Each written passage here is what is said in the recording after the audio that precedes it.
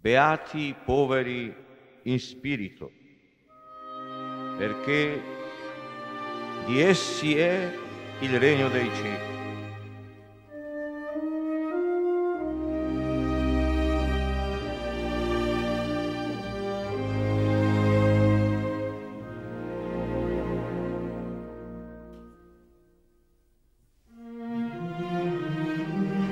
Beati gli afflitti, perché saranno consolati.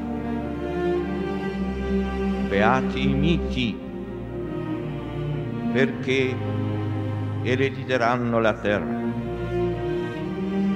Beati quelli che hanno fame e sete di giustizia, perché saranno saziati.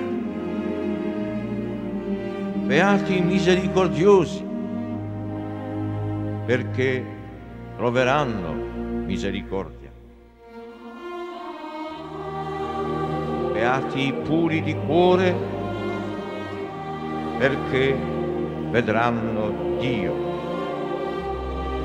Beati gli operatori di pace, perché saranno chiamati figli di Dio. Beati i perseguitati per la causa della giustizia, perché di essi è il regno dei cieli.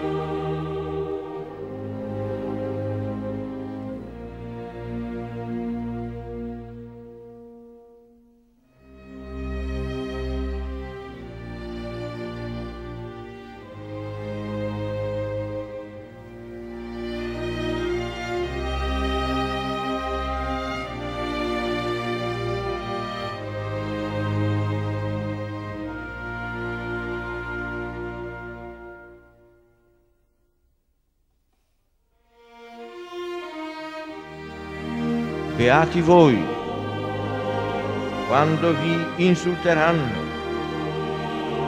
vi perseguiteranno e mentendo diranno ogni sorta di male contro di voi a causa mia.